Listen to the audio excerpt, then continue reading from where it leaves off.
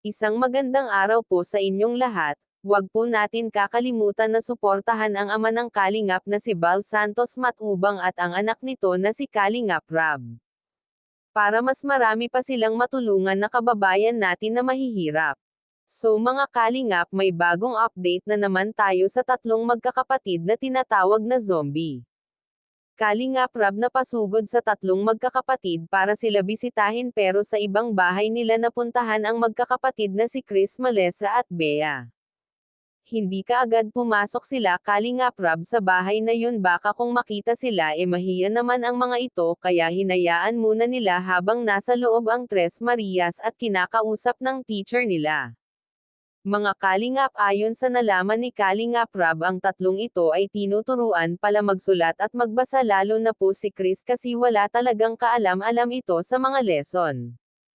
Kaya ito kailangan matuonan ito ng pansin at maturuan, lalo na po malapit na ang pasukan, kaya need na talaga nila.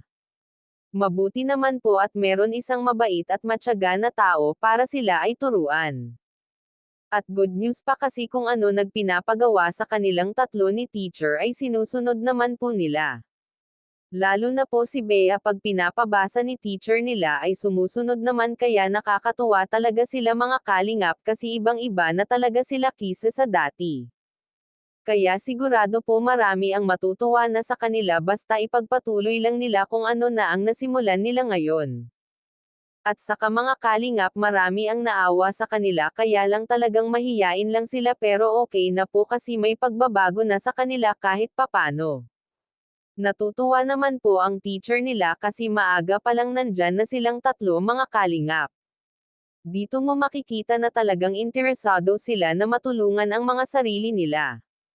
Siguro po naisip na nila yung palaging sinasabi sa kanila ni Kalingap Rab, na paano kayo tutulungan kung kayo mismo hindi tinutulungan ang sarili. Isa pa po, wala naman silang ginagawa sa kanila, palaging nasa loob lang sila ng bahay, kisa ngayon nakakalabas na sila at kahit papano may nakikita sila na iba-iba. Kung ganyan palagi ang gagawin nila, mababawasan ang pagkamahiyain nila at matututo na sila makisalamuha sa mga aktaw ng hindi nakayuko kundi palaging nakataas noo na sila ngayon mga Kalingap.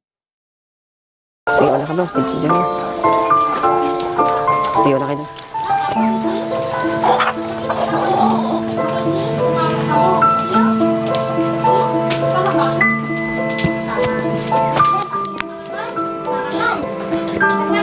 Dapat, laging nakatingin sa daan. Laging taas noo. Bahala ka mo dyan. Makasabatan mo dyan itong supladong lalaki. Ano sasabihin mo, Chris? Pag nasabat mo si supladong lalaki dyan, papansinin mo dai. Dai, o yun talaga, bayaan mo yan, ano? Di ba? Pakikibagay sa sitwasyon. O, ito na yung sinasabi ko. Parang pakikipagkapwa-tao din ito. Ito naman sa pakikibagay sa sitwasyon. Ayan na, di ba? Inaya kayo, nagkumain sa labas. Makain sa labas. Dapat ba pag inaya kayo, magang pa, ano pa kayo, paulit-ulit pa, naaya? Bea, Melissa, magkain na kayo.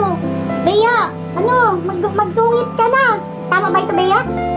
Tama ba yun? Hindi. Di ba dapat pag inaya ng isang beses, dapat, o yun na agad, ano, di ba? Bea, tama. Pag inaya, go na agad, ano? Iyo, dae. Iyo po. Ikaw, Melissa, pag inaya ka, Melissa, magkain ka na. Makain ka? Melissa? O mapaaya ka ulit? O dali na, magkakan ka na, Melissa.